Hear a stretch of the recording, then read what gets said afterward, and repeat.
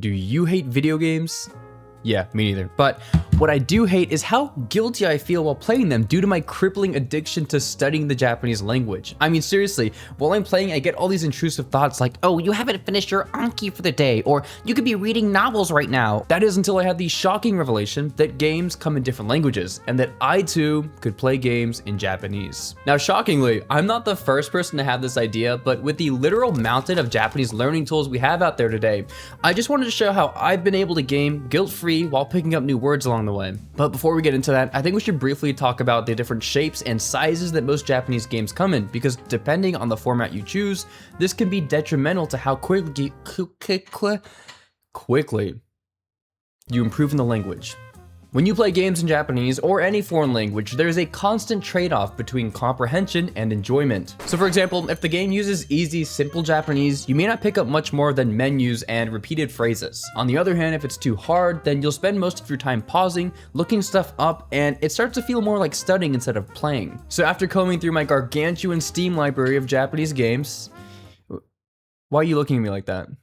It's normal. You'll see the games later in the video. Don't judge me. I found that the biggest factor of where you land on the spectrum is genre, because why did I say it like a French name? Because genre, now I just sound American.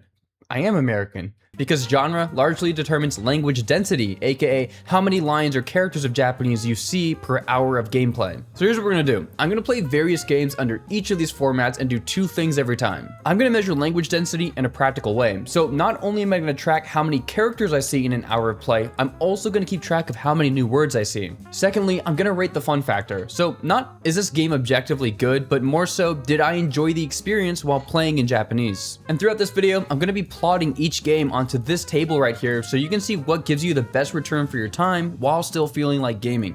For me at least. This video is about me. Now, if you want a solid sentence mining setup for your video games, it really comes down to three essential parts. And at the center of all of it is a wonderful tool, Game Sentence Miner, and yes, it is free. Now, we have to actually give this tool a pair of eyes to go look at our video game, which is where OBS comes in, another free tool. With that, it'll be able to parse Japanese text from any game that we play. And lastly, we need to have a place where we store any new words we encounter while we're playing video games, and that's where SRS comes in. I'm not gonna spend 5 minutes explaining what SRS is, but you can basically just think of it as Quizlet on steroids. With this setup, you'll be able to look up words in real time within your video games, as well as make flashcards from them. I'm just gonna show you the free setup for now, and then we'll get into it. Okay, first we're gonna install Game Sentence Miner. The link for this will be in the description, but we're gonna go over to latest releases, and depending on which operating system you run, you're gonna choose one of these files. So Mac users would be here, Linux here, and since I'm Windows, I'm gonna download the .exe file right here. So once you launch the app, you might get one of these warnings saying that the app might be unsafe, but many users and myself have been using this app for a while, and it's very beloved, so I mean, come on. So you're just gonna click more details, come down here to install, and run that. So going down to the status section right here, we're gonna see the different parts that Game Sentence Miner needs to function. So while this is installing and initializing Game Sentence Miner, or GSM, let's go ahead and get OBS set up. So I am actually filming this very video using OBS, so I'm not gonna reinstall it, but if I were to, you go to this website right here, link in the description, and install one according to whatever operating system you're running. All right, so while GSM finishes up, let's go ahead and grab Anki real quick. We're gonna go to apps.ankiweb.net and download, once again, according to whatever device you're running. I'm on Windows, so I'm gonna download this and just run the launcher and install wherever you'd like. For Anki, just choose your language. I am going to be doing English for this video just so it's a bit easier to work through the tutorial. Okay, so to actually link Anki and Yomi10 together, we need to install an add-on called Anki Connect. So going to this website, we're just gonna grab this link here, go back over to Anki, click Tools, Add-ons, Get Add-ons, paste this in and click OK. Then we'll get a note that we need to restart Anki, so we click OK, and let's just go ahead and restart. Now here's where you can either build your own Anki flashcard setup or find one online. I'm going to set up one called Lapis just for all intensive purposes. So going over to releases here, going to scroll down here, download the Anki package, and then we're just going to import that.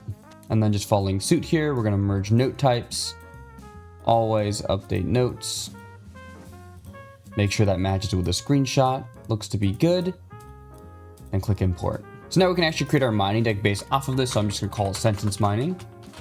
Just go into browse really quick, scroll down, find your sentence mining deck, and then just go ahead and click add nodes. You just wanna make sure that this top left is set over to Lapis. So we're gonna click choose, and we should see all of these fields populate.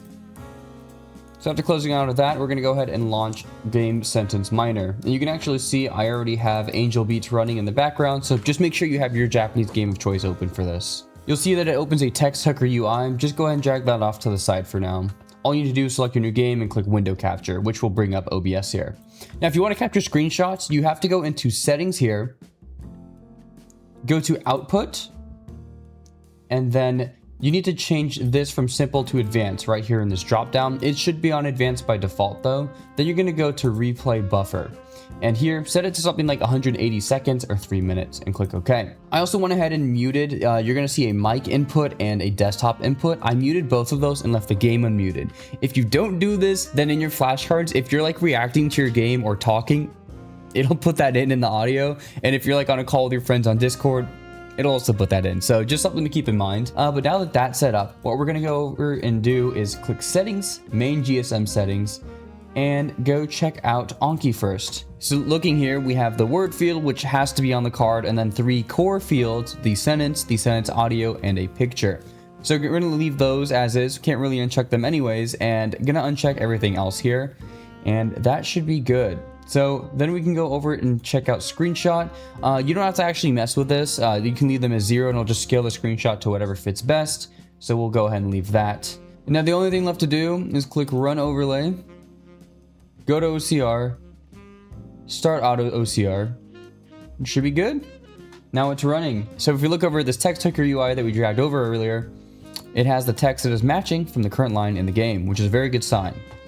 Now, all we need to do is hold Alt-Shift-Y to open up our Yomitan settings and make sure everything looks good here. So first of all, you can either import your own dictionaries or get recommended ones. At the very least, you should download a vocabulary dictionary, a kanji dictionary, and it looks like they even have one for character names. So I'm going to download that while we're here.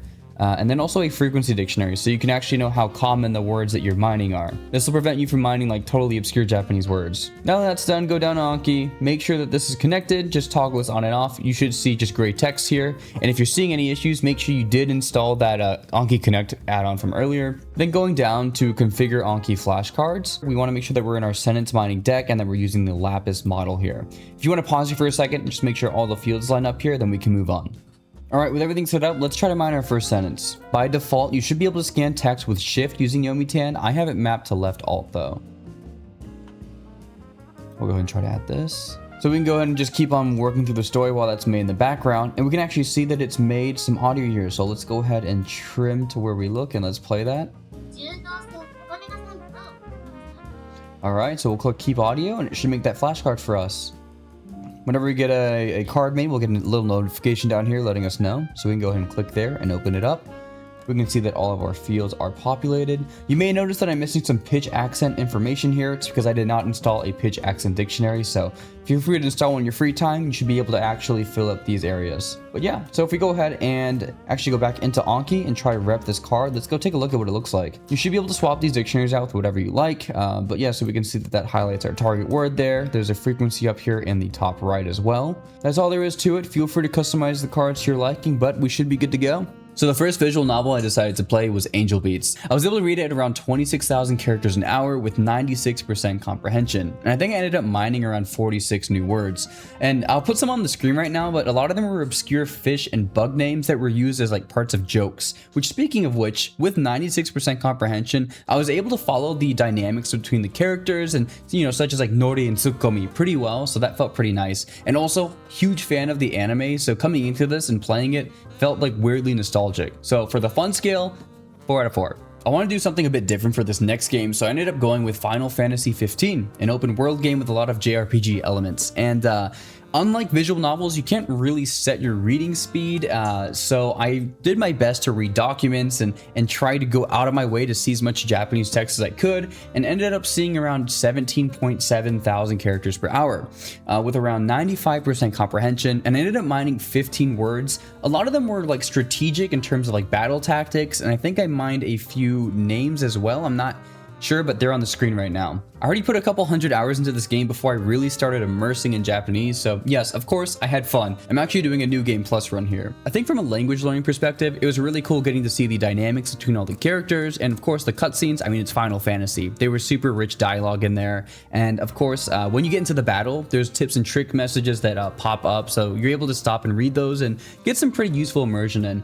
The game is open world, so you do spend a lot of time running around, driving everywhere, and there's a lot of time where there's maybe some small talk, but not much dialogue other than that going on, so it's probably why there's a lower characters per hour, but still, good experience overall. For this next one, I wanted to play a visual novel that I could sort of compare Angel Beats to, so I decided to go with Higurashi, and I ended up reading around 24,000 characters an hour, as this one felt a little more difficult with 95% comprehension, and I ended up mining around 30 words. I think a lot of them were just actual normal Japanese words. I mean, I'll put some cards on the screen right now. Overall, I'd say it was a pretty good and engaging read, though I don't think I enjoyed myself quite as much as when I played Final Fantasy and Angel Beats. It's probably because I'm a bit more familiar with those two games, but Higurashi is still goated, and I definitely recommend you try giving it a read.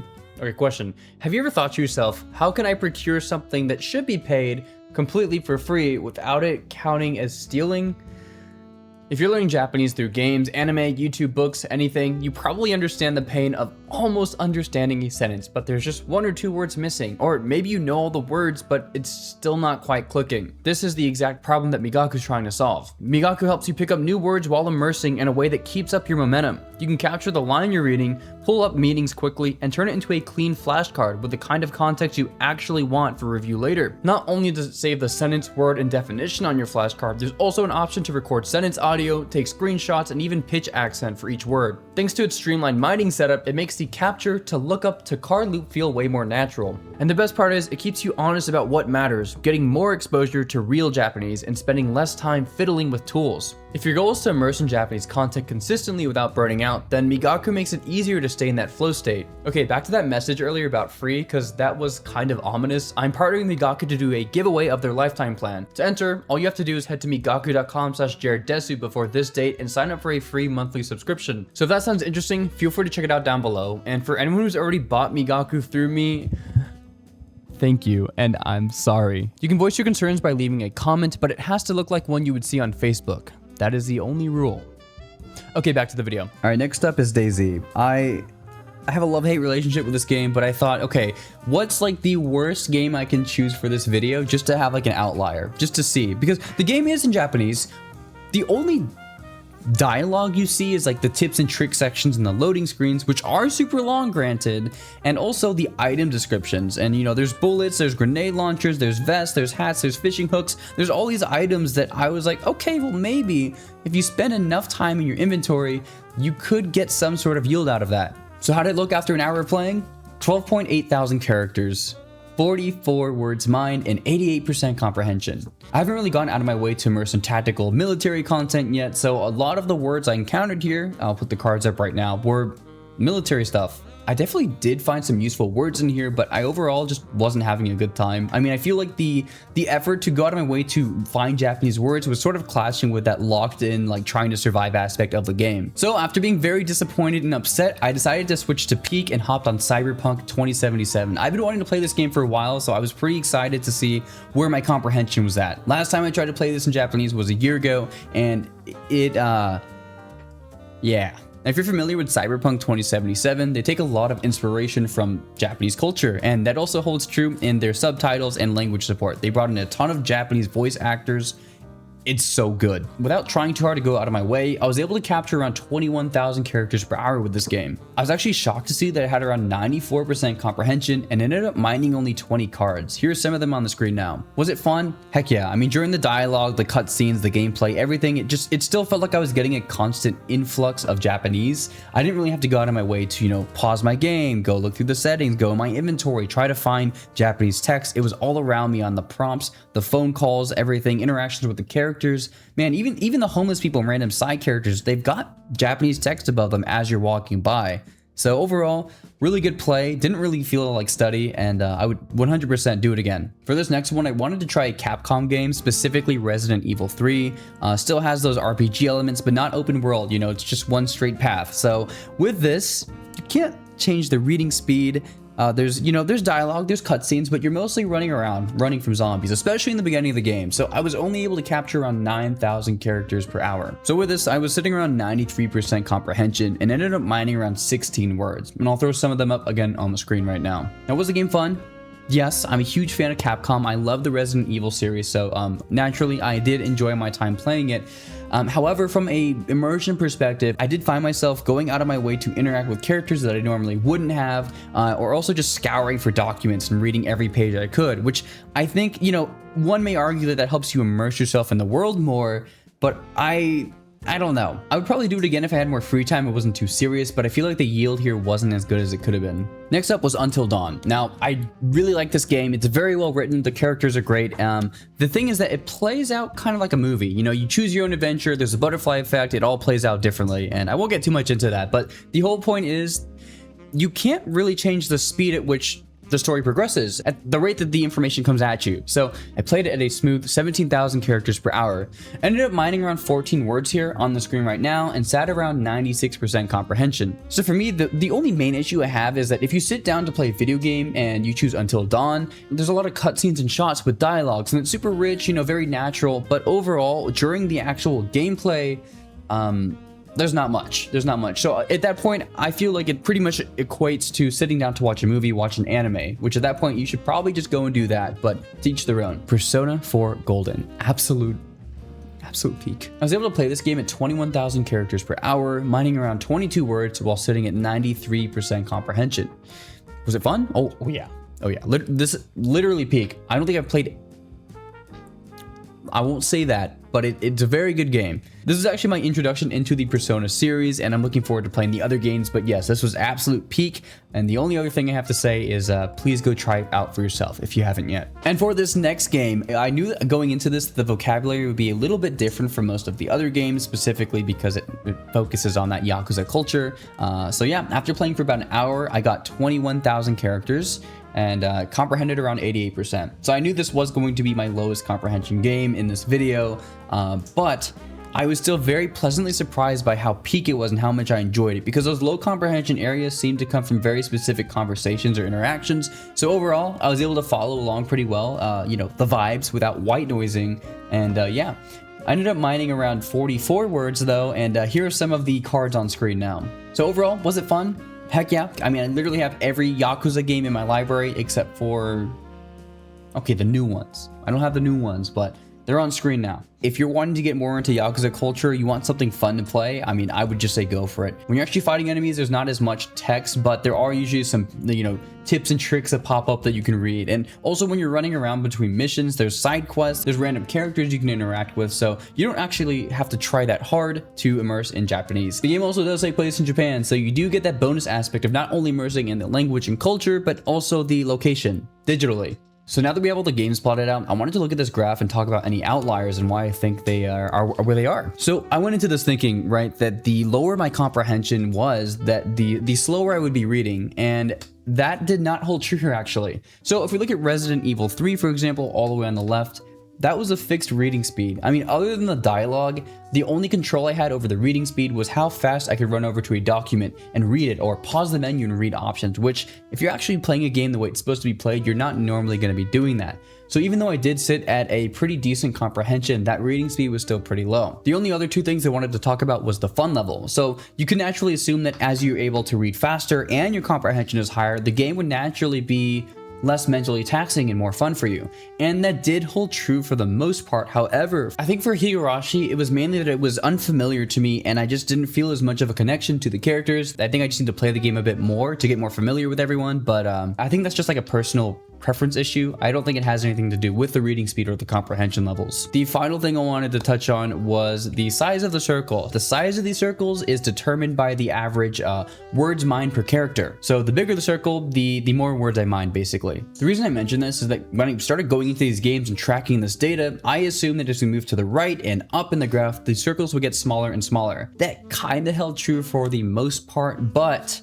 with angel beats specifically, the words I were mining weren't very common. They weren't repeating as much, meaning that while I did mine a lot of words, they didn't make up a big chunk of the comprehension. They were within that last, 4 or 5%. I was actually mining a lot of potentially obscure words that weren't taking up as much of that comprehension. So even though I did mine a ton of words, I still also comprehended a very large amount of the game. So what's the verdict? What is the best type of games to immerse in if you want to get better at Japanese as quickly as possible without burning out and still enjoying yourself? I think that answer is going to vary slightly. Maybe not. Maybe it's just going to vary a lot from person to person. For me, I've always been a huge open world junkie, and for that reason, Cyberpunk 2077 and Final Fantasy 15 are way up there for me. Overall though, what I've learned from this and what I personally deem the goldmine when it comes to improving your Japanese in a fun, non-exhausting way, visual novels. The really cool thing about visual novels is they have all sorts of genres.